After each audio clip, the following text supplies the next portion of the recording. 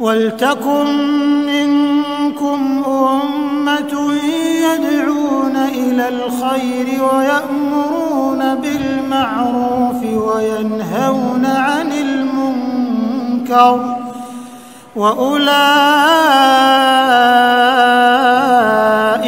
هُمُ الْمُفْلِحُونَ وَلَا تَكُونُوا كَالَّذِينَ تَفَرَّقُوا وَاخْتَلَفُوا مِنْ بَعْدِ مَا جَاءَهُمُ الْبَيِّنَاتُ وَأُولَئِكَ لَهُمْ عَذَابٌ عَظِيمٌ.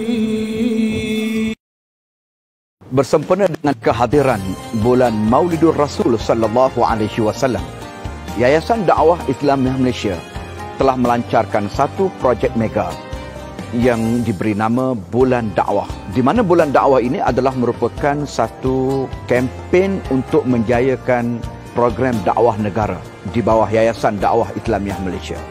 Justru itu kita mensasarkan sepanjang tempoh kempen Bulan Dakwah 2000 skala program ataupun aktiviti. Jadi oleh kerana itu insya-Allah Bulan Dakwah ini akan mencetus gelombang dan mencapai hasrat untuk melestari gerakan dakwah. Dan kita memang senantiasa berkolaborasi dengan pelbagai pihak, terutama NGO-NGO dan juga NGI yang berorientasikan gerakan dakwah untuk menjayakan aktiviti ini, insya-Allah.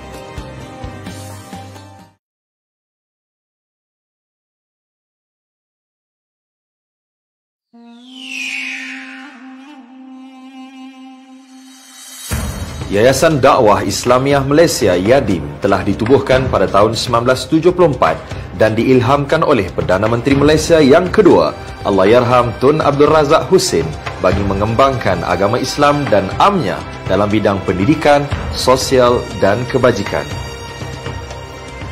YADIM adalah sebuah badan amanah yang didaftarkan di bawah Trust Incorporation Ordinance 1952 yang bertanggungjawab secara langsung kepada Yang Amat Berhormat Perdana Menteri. Dalam menjalankan operasinya pula, YADIM memfokuskan kepada bidang dakwah, pengkaderan, pendidikan sosial serta kebajikan dan pada masa yang sama bertindak sebagai penyelaras NGO Islam di negara ini. Untuk mencapai tujuan tersebut, badan dakwah ini akan berpandukan kepada visi, misi dan teras yang berikut.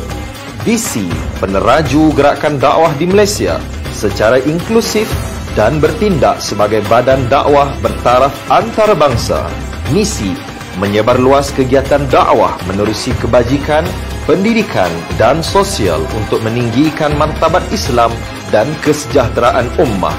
Teras YADIM yang pertama, melahirkan pendakwah Islam yang berpengetahuan, berkemahiran, berasaskan kepada kefahaman model Malaysia. Yang kedua, menyelaraskan kegiatan NGO Islam dan rakan strategik dakwah dalam memasyarakatkan dakwah. Yang ketiga, menggalakkan masyarakat berlumba-lumba membuat kebajikan untuk memberi kefahaman, pengamalan dan penghayatan Islam dengan menjalankan kegiatan dakwah dalam aspek pendidikan, sosial dan kebajikan. Hari ini, di bawah kepimpinan baharunya, YADIM terus mengorak langkah dengan merangka pelbagai program dakwah melalui pelbagai pendekatan, termasuk kerjasama dengan rakan-rakan strategi.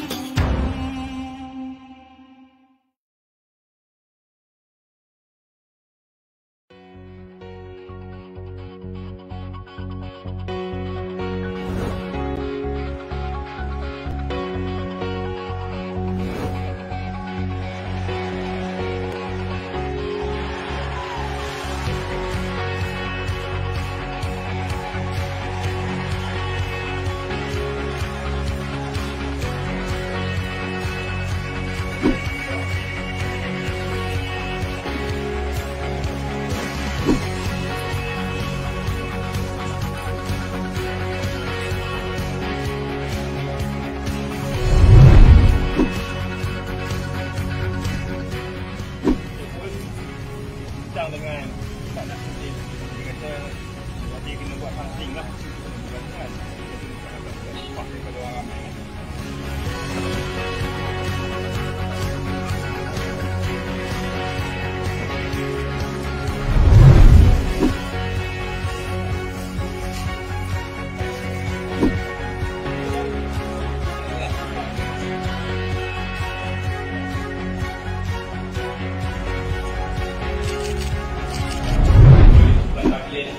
Mereka ni sangat-sangat ikhlas dan ikut menyampaikan agama.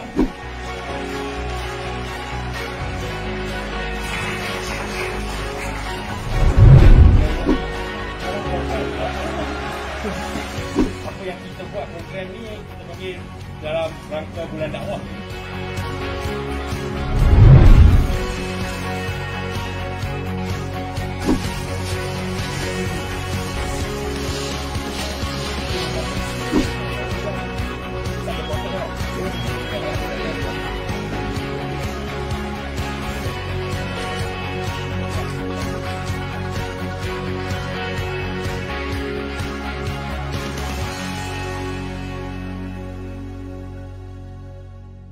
Kerana kita bukan menjawab kepada yatim, kita menjawab kepada Allah Subhanahu Wa Taala. Pastikan kita ada jawapan yang cukup kepada Allah bahawa kita di dunia ini kita dah buat apa yang termampu untuk menyebarkan risalah Islam. Assalamualaikum warahmatullahi wabarakatuh. Sekarang ini saya bersama dengan Yayasan Dakwah Islamiyah Malaysia, Yadim dan juga sukarelawan Yadim berada di mana kalau bukan di belakang ni, nampak Petaling Street. Apa yang kami buat di sini bukan menjual ataupun beli barang, tetapi kami di sini adalah untuk memberikan hadiah kepada sahabat-sahabat kita daripada kaum Tionghoa yang belum Muslim ini, kerana hari ini, hari Rabu, merupakan perayaan Kuih Bulan yang disambut oleh masyarakat Cina. Tujuannya kami datang ke sini bukannya untuk menyambut, tetapi adalah untuk memberikan hadiah Kuih Bulan kepada mereka, kerana itu juga merupakan salah satu uslub dakwah yang boleh kita berikan. Jadi untuk sahabat-sahabat yang di luar ini, saya ingin anjurkan kepada sahabat-sahabat semua untuk menyertai Yadim sebagai sukarelawan untuk sama-sama kita memperkasakan dakwah di Malaysia ini. Jikalau bukan kita yang beragama Islam untuk melakukan dakwah, siapa lagi yang akan melakukan dakwah? InsyaAllah. Jom kita jadi sukarelawan Yadim. Kita dai penyebar inspirasi dengan akhlak terpuji.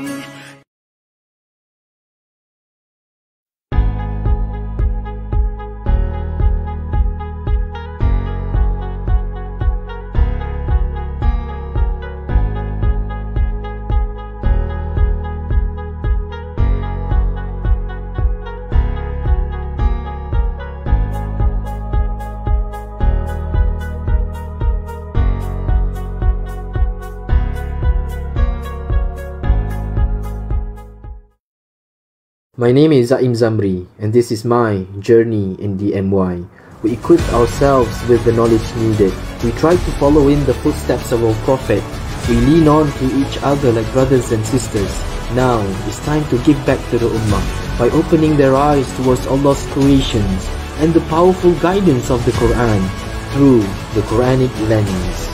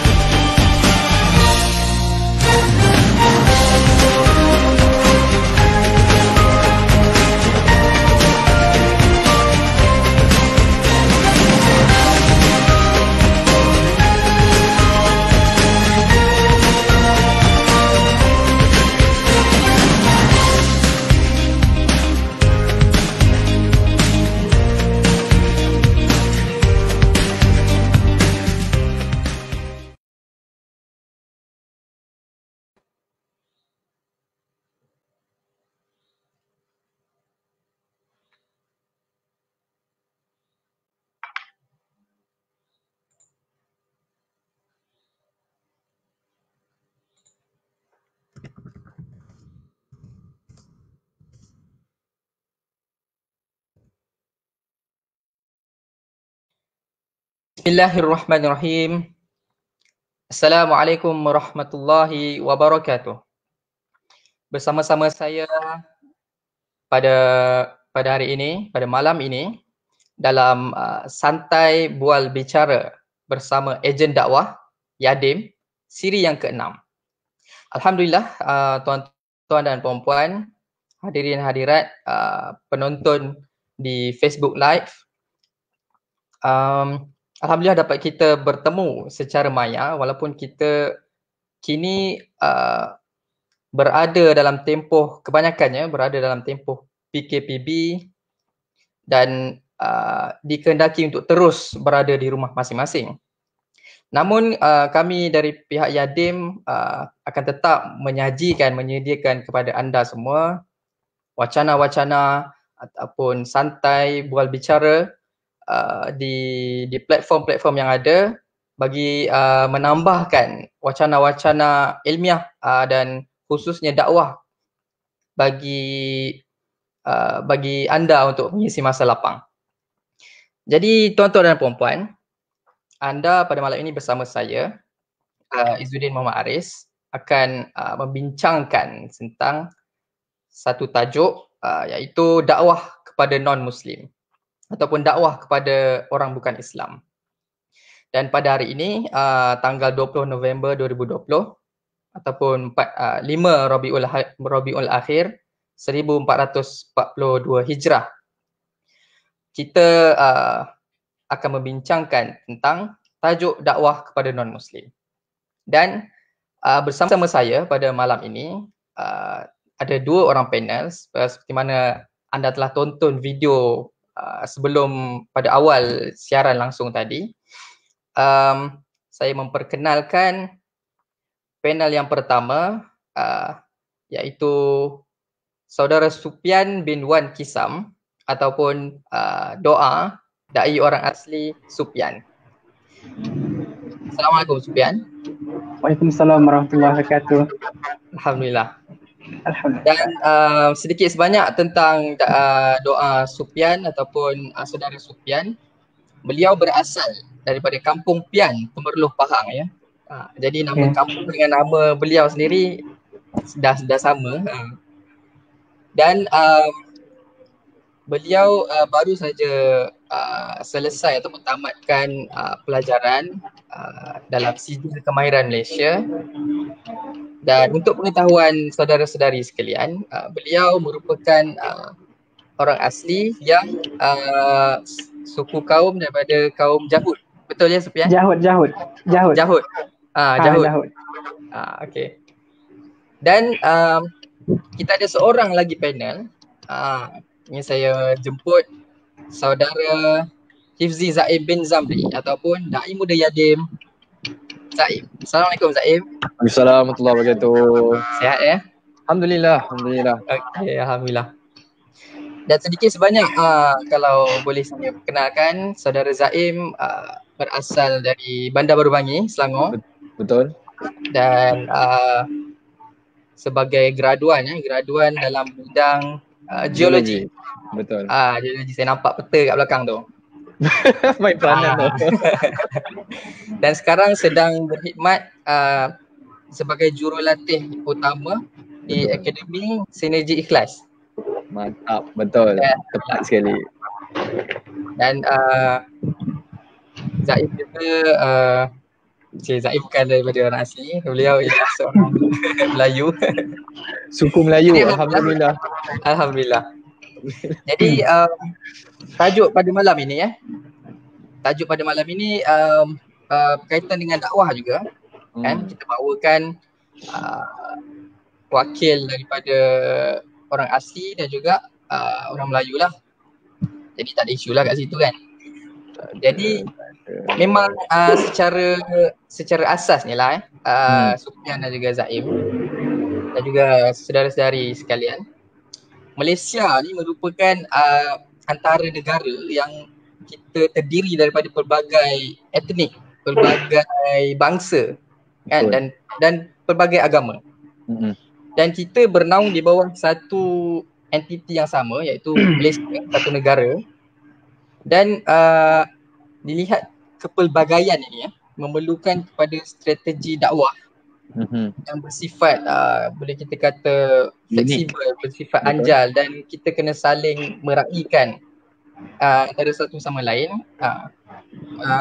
selaras dengan realiti semasa di Malaysia sendirilah kan, supaya kefahaman sebenar tentang Islam itu sendiri mampu untuk kita terjemahkan dengan lebih tepat. Jadi kita tengok secara umumnya perjalanan dakwah kan, apa kegiatan dakwah, usaha dakwah di Malaysia ini kita lihat bercambah kan, banyak orang berdakwah, banyak institusi, banyak gerakan dakwah kan. Kalau kita tengok bermacam-macam pertubuhan dakwah kan di Malaysia ni lah. Tetapi apa yang kita dapat lihat, kebanyakan ataupun fokus utama sebahagian besar daripada pertubuhan ataupun gerakan dakwah ni adalah fokusnya terarah kepada orang Islam semata-mata kan, dan kurang yang memberi tumpuan kepada secara khusus terhadap golongan orang bukan Islam itu sendiri. Dan kalau kita, benda ni bukan satu yang pelik jugalah, sebab kita di Malaysia ni komposisi ataupun statistik orang Islam sendiri mencecah hampir 60%. Maka memang sudah pastilah tumpuan dakwah tu terarah kepada orang Islam itu sendiri. Tetapi dalam masa yang sama tidak boleh untuk kita abaikan dakwah kepada non-Muslim sendiri ataupun dakwah kepada golongan bukan Islam.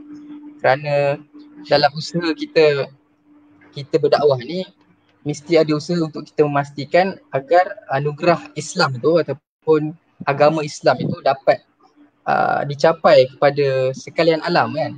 Kepada sekalian alam, bukan setakat untuk orang Islam semata kan. Tanpa kita mengira latar belakang ataupun kedudukan bangsa, etnik dan sebagainya lah. Panjang pula kan intro. Baik tu, boleh jadi panel lah tu. Itu untuk gambaran awal lah. Gambaran awal saya khususkan di Malaysia lah, khusus untuk rakyat-rakyat Malaysia yang sedang menonton, ibu ayah, saudara-saudari sekalian. Dan baru kita start ni, kita halakan soalan yang pertama kepada saudara Sufian dulu ya. Sufian, soalannya kenapa kita ni perlu untuk berdakwah kepada orang bukan Islam? Silakan. Assalamualaikum warahmatullahi wabarakatuh. Waalaikumsalam. Terima kasih kepada moderator Izzuddin Aris. Bismillahirrahmanirrahim. Alhamdulillahirabbil alamin. Wassalatu wassalamu asrafil anbiya'i wal mursalin wa ala alihi washabihi ajma'in. Alhamdulillah, bersyukur pada Allah Subhanahu wa taala telah memberi kita peluang untuk teruskan hidup. Selawat dan salam kepada junjungan Nabi Muhammad sallallahu alaihi wasallam. Kerana berkat beliau kita sekarang merasai agama Islam. Baiklah, soalan tadi, kenapa kita perlu berdakwah kepada orang yang bukan Islam? Dakwah pertama kita adalah mengajak orang yang bukan Islam kepada agama.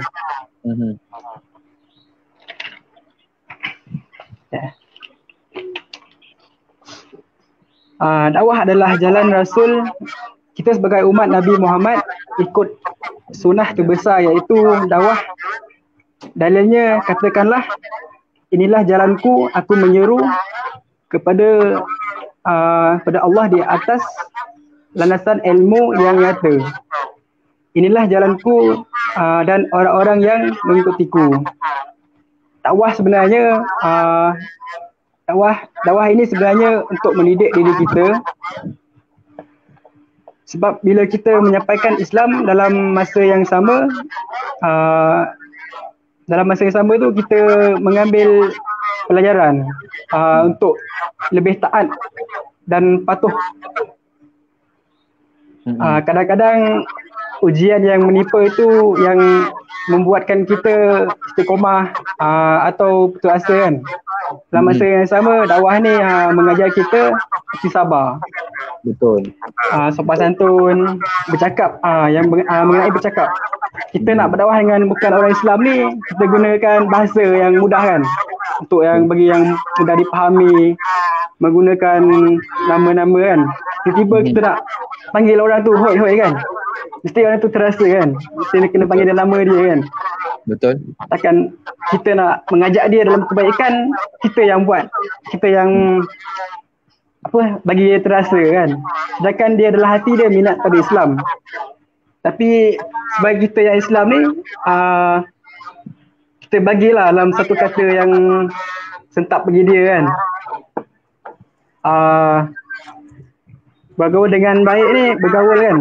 Saya dekat kampung ni yang Islam kurang. Jadi saya bergaul dengan orang yang bukan Islam ni, kita gunakan akhlak lah, tunjukkan akhlak yang baik. Seperti akhlak yang baik tu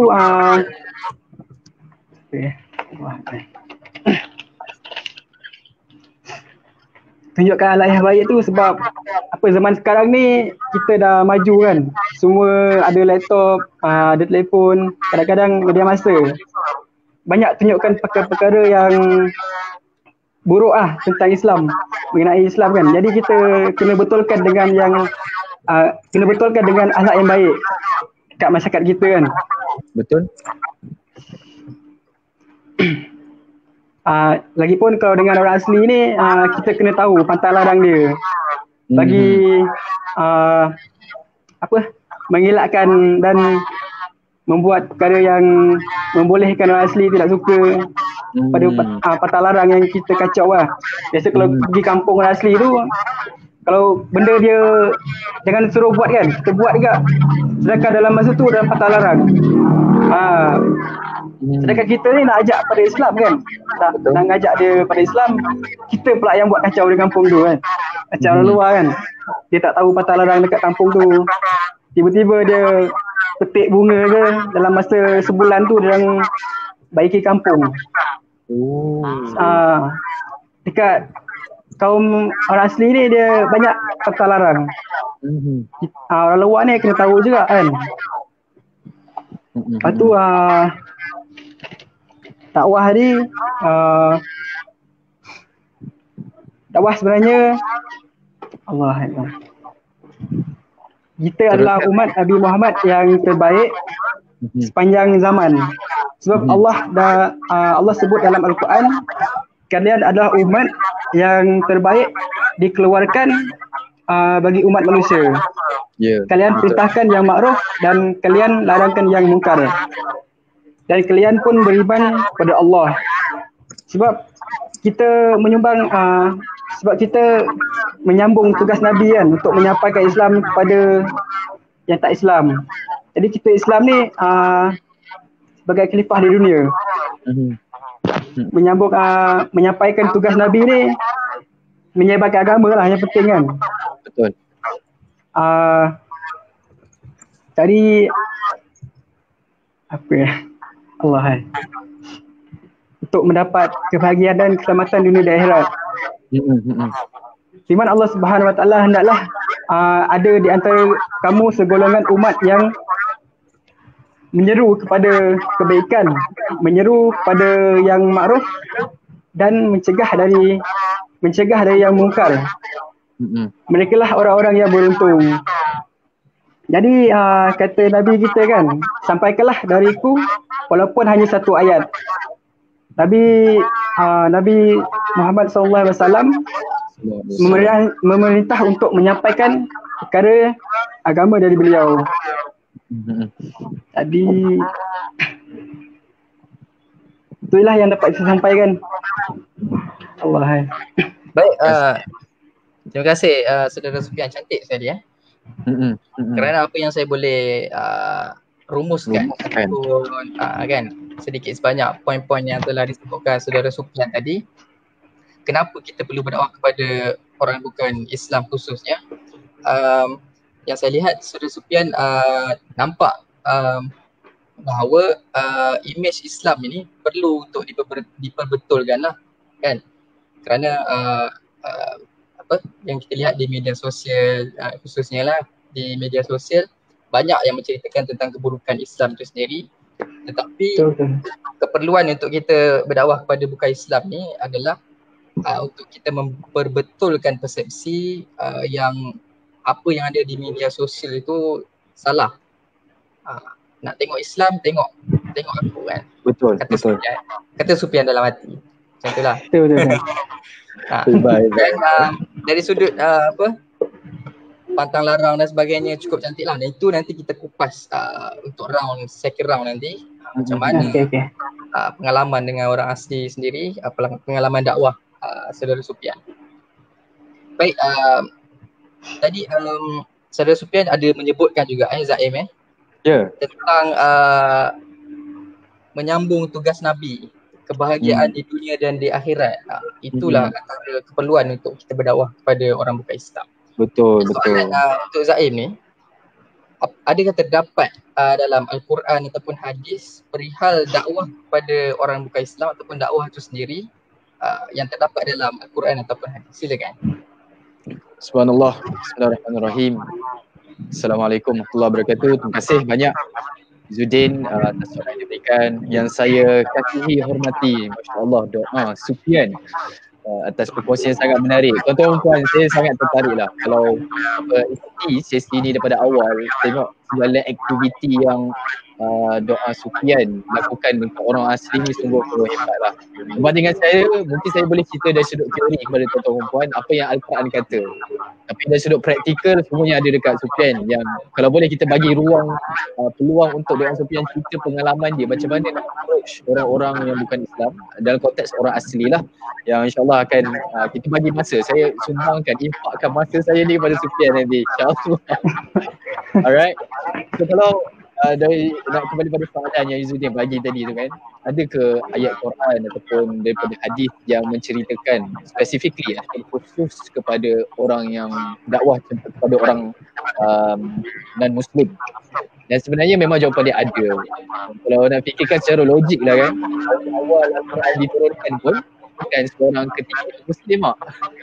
So secara tak langsung Al-Quran itu diturunkan kepada orang-orang yang adalah dan Muslim lah ketika itu kan. Tapi setelah Islam berkembang, Nabi SAW akhirnya beribu-ribu orang masuk Islam. Ada satu surah yang sebenarnya diturunkan kepada Nabi SAW, dan surah ini adalah surah At-Taubah. Surah At-Taubah, surah yang ke-9 dalam Al-Quran. Dan surah ini adalah satu message yang Allah SWT berikan khusus kepada orang-orang yang masih enggan nak ikuti nasihat ataupun dakwah Nabi SAW, khusus kepada orang-orang Quraisy, orang-orang kafir dan Muslim hari ini. Ironi, surah ini sebenarnya banyak digunakan oleh orang-orang orientalis sebenarnya untuk percaya pada Islam ni agama yang apa nak kata ekstremis.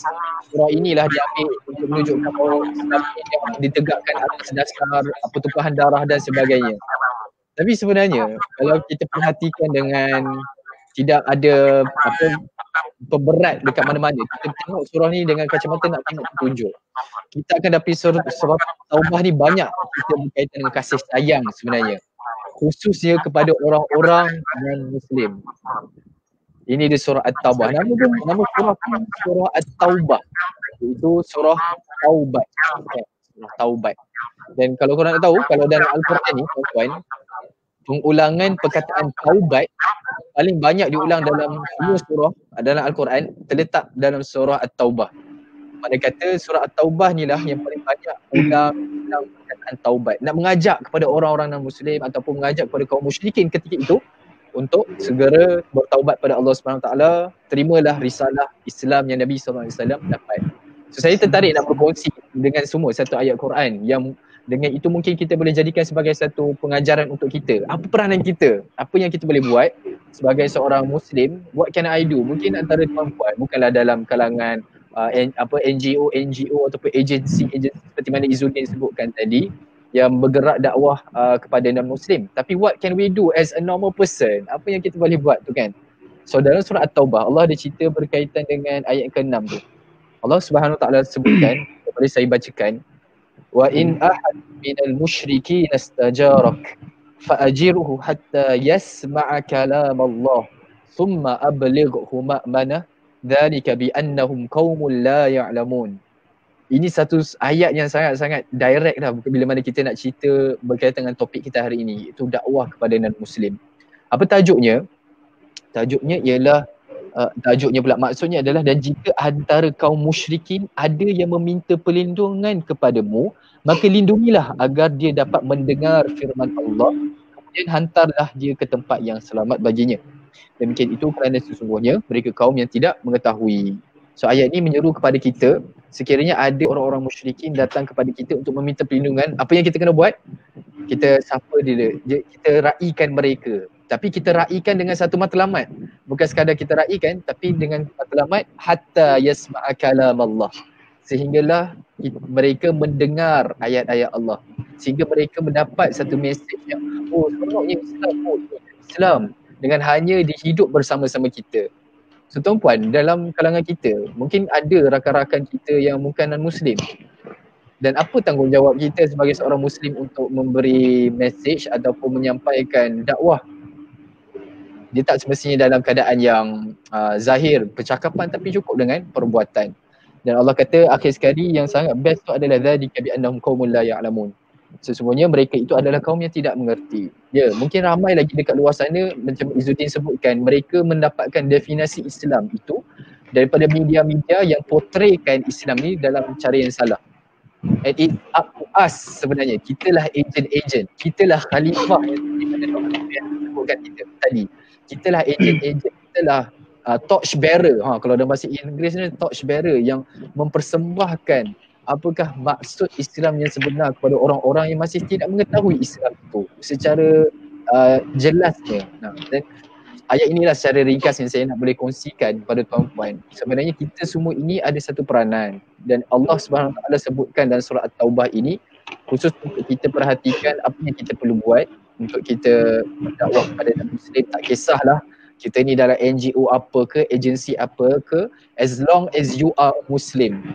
Selagi mana kita seorang Muslim, we all have the responsibility. Kita semua ada tanggungjawab untuk kita nak galas tanggungjawab sampaikan risalah dakwah Nabi SAW tinggalkan untuk kita semua. Sekadar ringkasnya begitulah Izzuddin, kita ambil masa ni banyak dengar apa yang Sufian boleh bagi, kongsikan pengalaman tu, insyaAllah.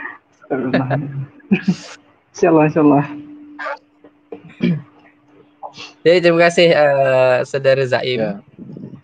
Atas pencerahan tentang surah At-Taubah ayat 6, agak detail di situ.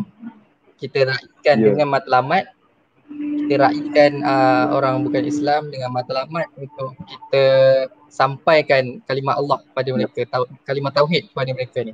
Masya-Allah. Jadi seterusnya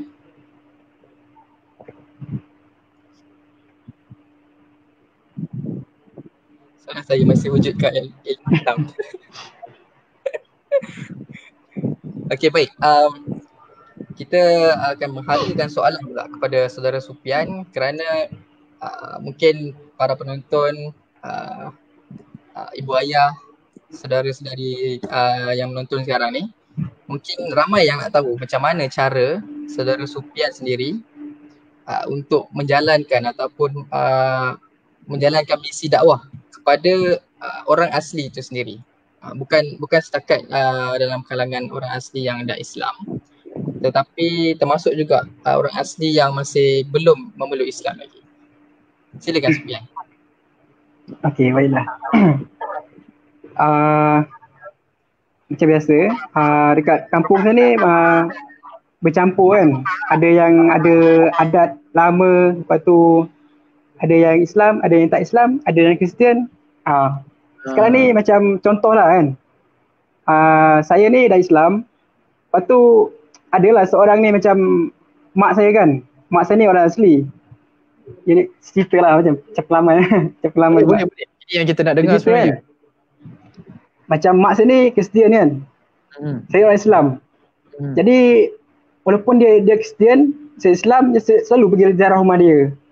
Kadang ada masa tu dia jemput saya makan kan. Dia hidang pun mesti hidangan yang kita yang tak kita yang makan kan. Kalau kita tak makan dia tak hidang. Dia buat air untuk kita kan. Dia buat air susu kan. Lepas tu kalau ada masa tu dia ajak tidur rumah dia. Sedangkan dia tu Kristian. Saya pula Islam kan. Jadi tak salah lah kan. Macam nak tarik hati orang ni.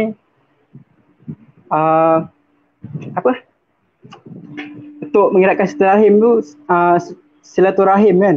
Biasanya betul. Kalau dekat sini akan buat ziarah kan untuk mengeratkan silaturahim. Tanya khabar dia sihat tak sihat kan. Kadang ada separuh orang ni dia malu nak cerita dengan siapa dia nak luahkan perasaan dia kan. Kalau dengan anak sendiri walaupun dengan ibu tu ibu tiri lah. Walaupun dengan dia tu okey je berborak pasal saya kan, kongsi pengalaman kita. Apa agama ni, apa macam saya kan Islam kena solat. Dia pula hari Ahad pergi gereja. Jadi saya dengan dia ni walaupun bukan Islam, dia bukan Islam, saya Islam, dia terima saya. Kan? Dia Kristian kan. Saya pergi rumah dia pun separuh orang tu dia tak bagi. Dengan dia ajak masuk kan. Dia macam layan tamu. Tetamu kan dia ajak kan. Kalau saya ni kalau orang asli ni suka makan pinang. Jadi dia bagi pinang kan. Dia bagi pinang sendiri. Kalau buat air tu biasa lah. Kebiasa kan. Kadang saya berkawan dengan anak dia.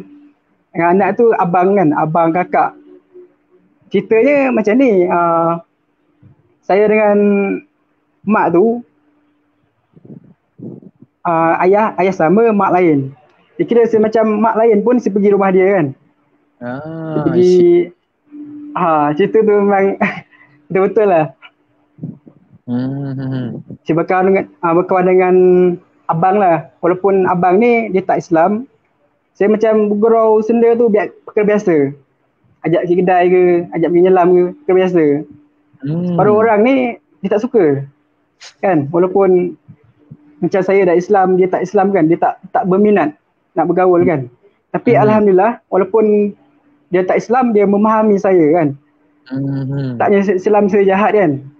Walaupun saya dah Islam, macam dia orang ni faham. Kalau waktu Zuhur kan, saya pergi balik solat kan. Dia tak kacau lah, dia tak cakap apa-apa lah. Itulah yang dapat saya kongsikan. Menarik tu. So kiranya kalau boleh tahu macam saya pula kira macam Sufian sekarang duduk dengan ayah ke? Ke duduk kalau kita kan mak saya ada 2. Mak yang pertama tu ada 5 orang anak, mak kedua ni yang Islam. I see. Seorang ayah, mak 2. Oh, masya-Allah. Seronoknya kasih sayang ganda 2. Kasih sayang tu sama je. Macam mak pertama kan, mak saya tu yang melahirkan saya ni dengan mak pertama sama je. Kadang-kadang saya demam tu dia pergi kan. Masa 2014 dulu saya accident kan. Dia pergi rumah saya, dia pergi urut. Walaupun dia ni Kristian kan, saya Islam. Dia pergi je. Seronoknya dapat kasih sayang 2 orang ibu dia dah. 2 orang ibu. 2 syurga. Boleh saya tanya tambahan lah sikit untuk saudara Sufian. Selain daripada dalam tadi Sufian ceritakan dalam kalangan keluarga sendiri kan Sufian. Cuba kita minta Sufian ceritakan sikit tentang di kawasan kampung ataupun komuniti bagaimana keadaannya, suasananya. Adakah yang ramai daripada non-Muslim ataupun bukan Islam tu Kristian ataupun ada agama lain? Kepercayaan lain. Tarik tu. Okey, dekat tadi yang pertama tu saya cakap kan, dia ada 3. Yang Islam, yang Kristian, percaya pada adat yang lama je kan. Dia kira ada 3 kan. Apa yang last kali tu? Percaya pada adat yang lama. Adat yang lama. Oh, okay. Macam contoh kan, dia percaya pada jampi kan. Kalau demam tu dia berjampi, tak pergi klinik tu kan. Adat lama tu dia kira pegang. Macam kita pegangan pada Islam kan. Dia pegang pada adat yang lama. Oh, itu mungkin boleh menjawab soalan Abang Syam tadi kot. Ada lagi ke ilmu hitam? Mungkin ada. Menarik. Dia majoriti kan, setiap kampung orang asli semua ada. Bukan setakat Pahang, Perak, Selangor, Johor semua ada. Bukan setakat sini je. Menarik Majoriti orang asli. Kemungkinan kampung lain pun ada juga kan. Tadi bermaksud dia menggunakan jampi lah. jampi. Menggunakan jampi. Kaedah jampi. Dia tak pergi klinik, dia berjampi dulu. Kalau tak sembuh juga dia pergi klinik. Rupanya sakit tu rupanya sakit tu macam kalau kita kan badan tak cukup garam, tak cukup air kan, buat berjampi. Dehydrate lah. Tadi soalan dia untuk orang lain kan, kampung sendiri kan. Alhamdulillah walaupun dekat sini tadi, dekat kampung sini tadi dapatlah terima Islam kan. Walaupun saya dah Islam, walaupun dekat sini ada agama lain kan. Yang Kristian buat Kristian, yang Islam buat Islam kan. Jadi dia terima lah. Walaupun saya Islam, yang lain tu Kristian kan. Ada yang adat lama tu okey juga. Majoriti dekat orang kampung ni. Okay. Bermaksud tak ada pertelingkahan, tak ada pergaduhan sesama suku lah, sesama orang kampung kat situ. Antara agama yang lain ni. Aman je lah. Setakat ni tak ada lagi lah. Kalau bab cerita-cerita tu ada lah. Tapi kita tak ambil serius lah bab tu. Kalau bab pertikahan, pergaduhan ni alhamdulillah tak ada lagi. Itulah saya cakap tadi, kalau macam saya Islam kan, saya buat Islam. Saya mengajak kan, ajak orang lain Islam. Dan Kristian pun sama juga. Ajak orang Kristian pergi gereja kan. Yang mana tak Kristian tu yang macam biasa macam kita kan, nak dakwah orang ni macam pedalaman ni kena hantar barang, bukan kena bagi duit kan dalam hutan kan. Orang bagi duit tak nak lah, kena bagi barang macam beras, susu kan. Dalam kampung, dalam hutan nak beli apa kan. Macam tu orang Kristian berdakwah kan. Menarik tu. Tadi dekat kampung saya kan, tadi keluarga saya yang ni orang lain pun sama juga dapat menerima Islam. Saya Islam, dia tak Islam. Jadi saya pergi ziarah ke rumah tu kan, macam rumah yang non-Muslim tadi. Kebanyakan dia orang terima saya. Saya suka bergaul kan, pergi rumah dia orang. Kadang dia buat air kan, buat air susu. Jamu kita, layan tetamu seperti macam orang Islam kan. Datang tetamu kita jamu dia, bagi minum kan. Sama juga sini. Dekat suku kaum Jahud ni seakan-akan sama dengan orang Melayu. Kan kalau mati pun dia ada lubang lahat kan. Dia kena kafan dengan kain putih kan. Dia sama macam orang Melayu adat dia. Tak beza. Menarik. Macam jampi tadi pun dia baca bismillah juga kan. Tapi dia lain sikit. Dia 3 kali kan. Boleh baca bismillah Ada. Tu pun saya tanya dekat macam orang tua lah. Faham ke kan? Dia dapat kongsi kan ilmu kan. Tu saya cakap dekat suku kaum Jahud ni adalah macam Islam tu ada. Biasa kalau orang dulu kan dia suka tutup aurat kan. Dia pergi hutan ke dia tutup kepala kan, masuk tandas. Sekarang dah bila dah akhir zaman ni tak nampak lah benda tu. Hilang lah. Dia macam tu yang cakap tadi, dia dah orang tua yang dah lama tu tak ada kan. Jadi generasi muda ni sampai ni, yang adat lama tadi hilang juga. Yang dulu-dulu kan ada Islam dia bawa. Dia nak makan pun dia alaskan kapet dulu kan, bulu hidang makanan. Islam pun sama juga macam tu. Okay. Itu yang dapat saya sampaikan. Okey, menarik. Saudara ataupun doa sekian. Pengalaman yang cukup berharga yang orang lain ataupun khususnya orang Melayu tak dapat lah kan, orang asli yang dapat. Dan saya lihat semangat kekitaan, semangat kemasyarakatan tu sangat kuat dan kita boleh nampak sangat dekat masyarakat orang asli ni dengan Islam itu sendiri. Dan mereka ni saya lihat berdasarkan pengalaman Sufian tadi boleh meraihkan kepelbagaian dalam kesatuan masyarakat itu sendiri. Jadi satu perkara yang baik. Jadi tuan-tuan dan puan-puan, saudara Sufian, saudara Zaim, mari kita sama-sama lihat bagaimana aktiviti dai orang asli Yadim. Silakan.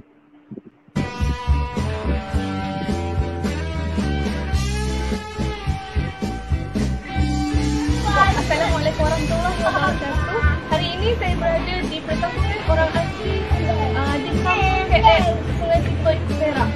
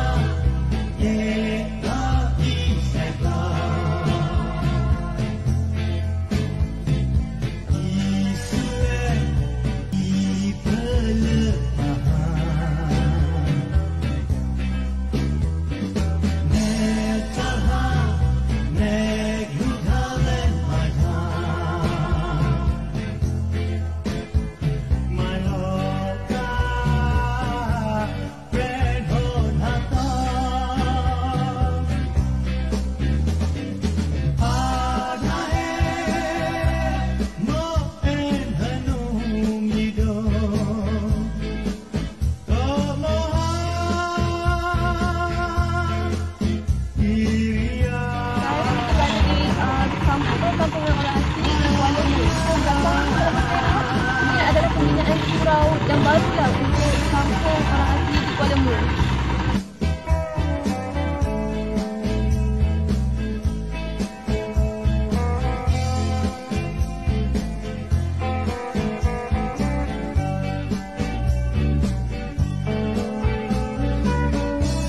Saya ikut geng guru Ustaz Wahab, pendakwah, mula-mula masuk kampung ni.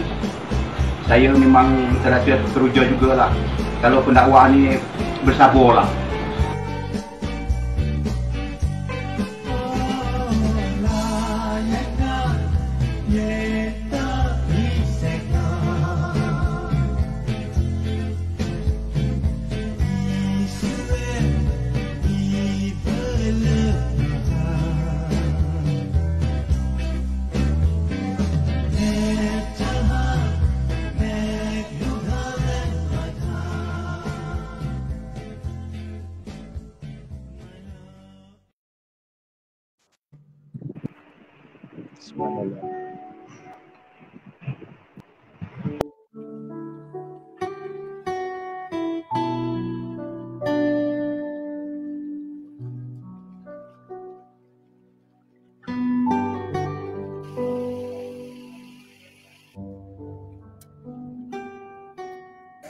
Yadim peduli ke kampung Taman Serigala RPF Kuala Bekis pada pagi ini, dan sebentar tadi beberapa aktiviti lah yang telah pun kita selesaikan. Apa yang menarik pada hari ini ialah majlis syahadah ataupun penerimaan saudara baru kita seramai 6 orang pada pagi ini. Aku bersaksi bahawa tiada Tuhan yang layak disembah selain Allah.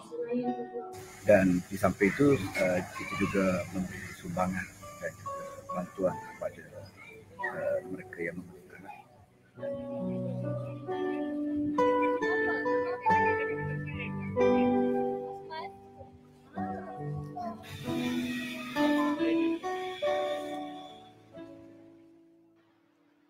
Ini 3 intipati perjuangan Nabi. Yang pertama, membebaskan perhambaan sesama manusia. Yang kedua, menyelamatkan manusia daripada agama yang direka dan ideologi yang dicipta oleh manusia supaya menerima dan menganut ajaran Islam. Dan yang ketiga, membebaskan manusia daripada perangkap dan tipu daya dunia yang penuh dengan janji-janji palsu kepada keluasan dunia dan akhirat yang dijanjikan oleh Allah kepada mereka yang beriman dan beramal saleh.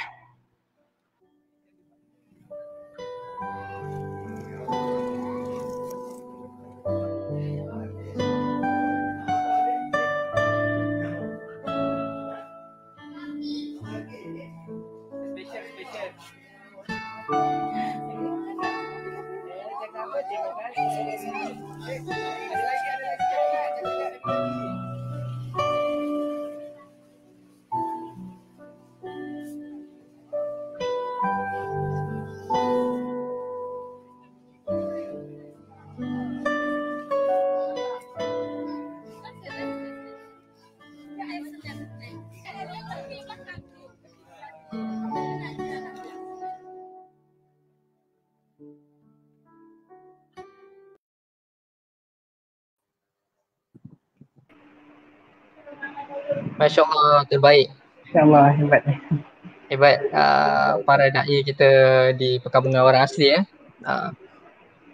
Jadi teringat saya berdasarkan video-video tadi, teringat saya kepada satu hadis ataupun nasihat Rasulullah SAW sendiri kepada Sayyidina Ali bin Abi Thalib yang bermaksud, demi Allah sesungguhnya jika satu orang saja yang diberi petunjuk oleh Allah disebabkan kamu ataupun melalui perantaraannya kamu, maka itu lebih baik daripada unta merah.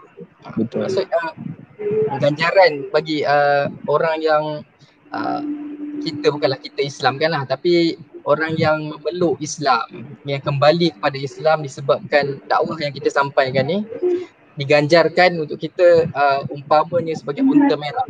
Unta merah ni antara harta yang paling bernilai lah di kalangan orang Arab ketika zaman Rasulullah SAW dulu lah. Jadi sangat besar ganjarannya. Tahniah saya ucapkan kepada para da'i orang asli dan juga da'i muda Yadim. Dahsyat ni Zaim dan Sufian. Jadi berbalik kepada pengalaman ataupun cerita saudara Sufian tadi tu. Tengok tu Sufian. Assalamualaikum Sufian. Aku ni Halim. Bangganya lah aku. Tengok. Ada kawan lama Sufian di sini. Kawan lama. Masya Allah. Masa belajar lu tu. Ya. Alhamdulillah. Jadi balik kepada saudara Sufian punya pengalaman tadi. Apa pengalaman beliau sendiri menyantuni masyarakat orang asli dan juga khususnya orang bukan Islam lah, dalam kalangan keluarga, dalam kalangan komuniti suku kaum itu sendiri. Beliau antaranya beliau menziarahi satu sama lain kan di antara jiran dan sebagainya. Dan kalau kita lihat metodologi ataupun kaedah dakwah pada masa kini, kita ada dialog, kita ada debat dan sebagainya. Jadi kita nak tanya kepada saudara Zaim sendiri, boleh ke saudara Zaim menyatakan apa dia ataupun antara metodologi dakwah, kaedah dakwah kepada orang bukan Islam itu sendiri, dan pendekatan apa yang paling sesuai digunakan untuk para da'i ini, khususnya realiti di Malaysia itu sendiri. Silakan. Soalan yang sangat baiklah untuk kita sama-sama fikirkan kan, sebab rata-rata macam Zudin sebutkan tadi, kita punya suasana kita dekat Malaysia terdiri daripada pelbagai kaum, dan ada antara kita yang mungkin tak ada capability ataupun capacity untuk kita nak bercakap berkaitan dengan Quran ataupun nak bagi dalil-dalil macam doa Sufian tadi sebutkan. Semua dalam keadaan kita seorang Muslim, dan kita nak tahu satu metodologi yang boleh semua Muslim, tak kira lah kau ni tahap doa ke, DMY ke, tahap host ke, seorang Muslim biasa semua boleh buat untuk kita sumbangkan sama-sama, sumbangan untuk kita bawa image Islam kepada non-Muslim ni supaya mereka dapat tempias-tempias message Islam tu sendiri. Dan salah satu perkara yang saya rasa dia kecil peranan dia tetapi sangat besar impaknya ialah dengan kita jadi satu qudwah, kita menjadi satu contoh teladan yang baik. Kita macam saya ada sebutkan lah tadi kan, kita menjadi apa nak kata satu ikon Islam itu. Mana-mana kita pergi, orang akan nampak dia, oh ini Islam ni, oh ini lain macam ni. Ini satu akhlak, dari sudut keterampilan, dari sudut adabnya berbeza sungguh dengan apa yang nak kata budaya ataupun agama-agama lain.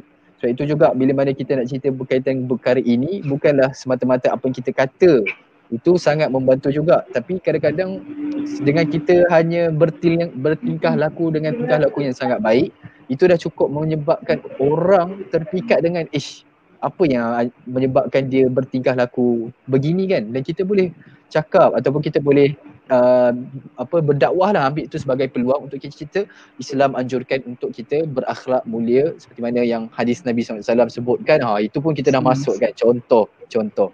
Saya tertarik lah sebenarnya tadi kan Din, ada borak dengan seorang pensyarah, dan pensyarah ni pensyarah kita dekat Malaysia, tapi dia jadi pensyarah dekat Oman, satu negara Arab lah, dan dia ada juga pengalaman dekat UK. Dia bandingkan suasana dekat Arab tu dengan suasana dekat orang-orang barat dekat UK ni, seolah-olahnya kita boleh kata nilai-nilai Islam tu banyak ada dekat UK, tapi kenapa dekat negara Arab yang sangat dekat dengan turunnya wahyu, tapi perangai dia seolah-olahnya bukan non-Muslim. Bukan nak kata non-Muslim semua tak ada perangai yang buruk, tak, bukan macam tu. Tapi sepatutnya nilai-nilai baik itu semua ada pada seorang Muslim kan. So bila mana kita nak cerita berkaitan dengan metodologi yang kita boleh sama-sama lakukan, adalah sebenarnya menunjukkan akhlak tu. Kita jadi torch bearer, kita jadi orang yang membawa image Islam tu dekat mana-mana yang kita pergilah. So perhatikan dari sudut pakaian kita sendiri, apa jenis pakaian yang menyebabkan kita ni berbeza dengan orang lain, dan orang akan kita tanya, dan benda itulah yang menyebabkan dia tertarik dengan Islam. Perhatikan bagaimana kita punya cara hidup kita sebagai seorang Muslim akan menjadi beza ke dengan orang-orang yang cara hidup barat ke, cara hidup orang lain ke, dan benda tu boleh jadi perkara yang menyebabkan orang terpikat untuk masuk Islam.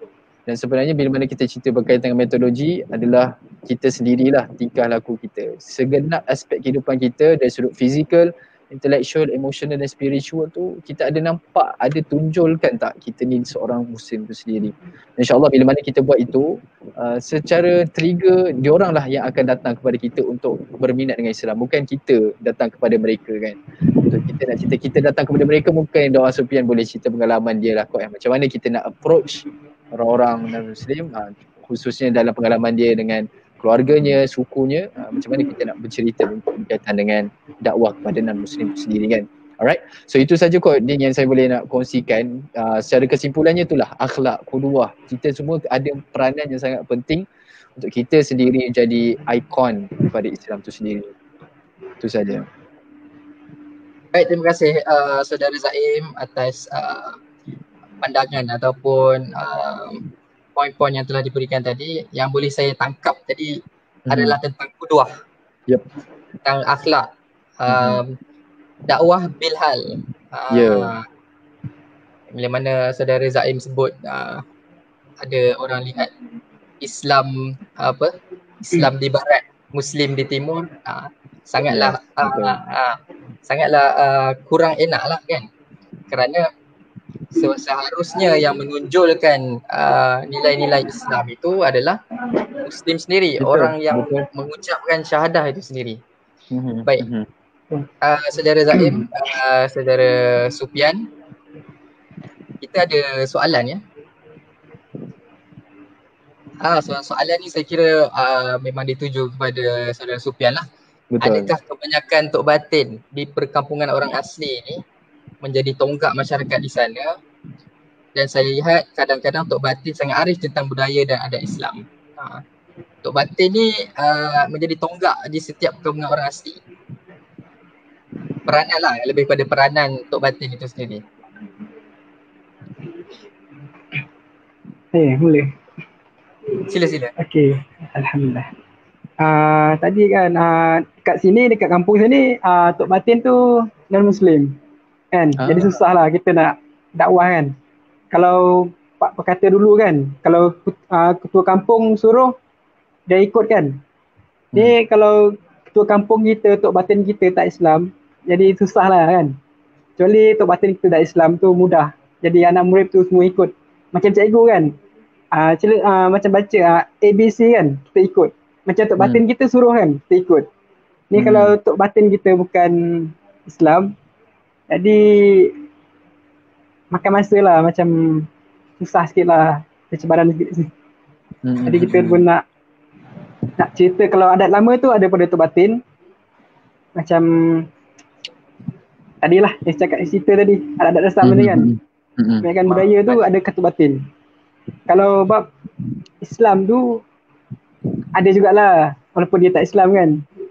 Dia mudah lah.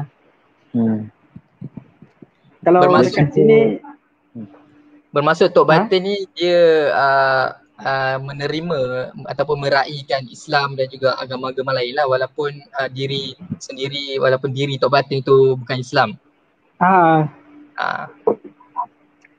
Dan pelantikan tok batin tu adakah dia secara turun-temurun ataupun pelantikan sesama suku tu sendiri? Macam mana Sufian? Saya pun tak tahu kat Pak Min, tapi saya cerita lah kan. Dulu kan masa-masa pemilihan lah, mengundi kan. Mengundi macam orang kampung pilih dia. Macam kita orang sini Jakwa pula yang mengesahkan dia tok batin. Jakwa kan.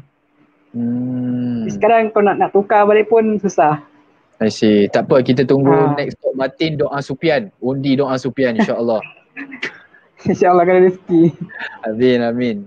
InsyaAllah. Okay, terima kasih Sufian atas jawapan kepada soalan tadi. Jadi saudara Zaim, saudara Sufian, tuan-tuan dan puan yang sedang menonton, sebenarnya seruan untuk berdakwah kepada non-Muslim ini bukanlah perkara baru. Kan? Bahkan telah pun bermula lah sejak zaman Rasulullah SAW di Mekah sehinggalah berhijrah ke Madinah. Yang mana di Mekah menekankan tentang persoalan akidah sebagai tunjang jati diri seorang Muslim tu, dan sehinggalah di Madinah tentang persyariatannya dan sebagainya.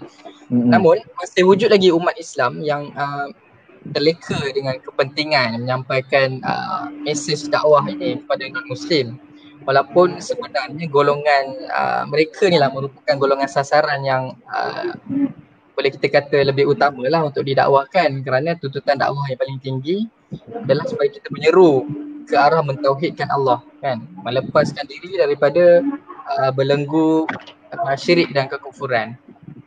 Dan sebagai pesanan ataupun kata-kata akhir, boleh juga nyatakan harapan panel dalam usaha dakwah kepada orang bukan Islam di Malaysia ini khususnya. Mulakan dengan saudara Sufian dululah. Apa harapan? Apa pesanan? Harapan saya kalau boleh lah, setiap negeri tu, contoh kan dekat Selangor, Perak, Johor kan, ada orang asli juga, suku kaum lain-lain tu menerima Islam kan, walaupun dengan jumlah yang sikit kan. Sebab kata dulu kan, lama-lama sikit-sikit, lama-lama jadi bukit kan, akan berkembang Islam tu. Tu harapan saya lah. Setiap kampung orang asli kena ada Islam kan. Amin. InsyaAllah. Amin. Itulah dapat saya kongsikan harapan saya tu. Masya Allah. Teruslah kepada saudara Zaim. Right. Memandangkan kita ni ada kelebihan antarabangsa, kita cubalah sampaikan message ni secara antarabangsa mungkin. To all my brothers and sisters in Malaysia or in the world, we Muslims, we really love you, we care for you, we think of you as friends, as families. So on behalf of Islam, on behalf of the Muslim world, I would like to apologize if there is anything that we have done or a part of people that didn't apply or practice Islam in a proper way, portrayed Islam that made you very angry or mad about our religion and Islam. But really you have to know that the deen of Islam itself is not a religion of war. It doesn't make us want to fight each other or kill anyone. but please try to search for any brothers or sisters in Islam that you look up to and help, or you can go to them and see the true Islam by their teachings and then by their characters. And by that, may Allah Subhanahu wa Ta'ala give you the clarity of seeing Islam as it is, and not by the media that portrays Islam in a bad way, or anybody who portrays Islam in a bad way, insyaAllah. So if there's anything that I could help you with about regarding Islam, insyaAllah Dr. Sufian ada, dan insyaAllah Izzuddin pun ada. So may Allah SWT guide us all, insyaAllah. I think that's all. Thank you. You are most welcome, Zaim. Alhamdulillah.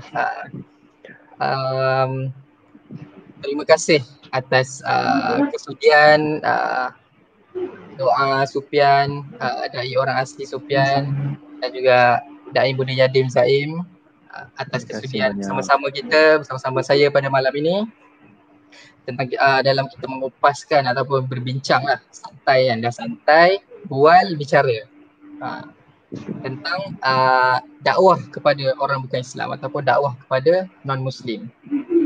Jadi sebagai penutup, suka untuk saya suka untuk saya membaca lah, taklah mengetengahkan ayat Quran. Bila masyaitan rajim, la ikraha fiddin, maksudnya tiada paksaan dalam Islam. Dan menurut Ibnu Katsir, memang tiada keperluan untuk kita memaksa golongan non-Muslim ini kepada Islam. Kerana apa? Kerana agama ini telah pun disampaikan dalam keadaan yang terang, dalam keadaan yang jelas kan, tidak memerlukan sebarang kekerasan langsung terhadap seseorang untuk menganuti agama ini.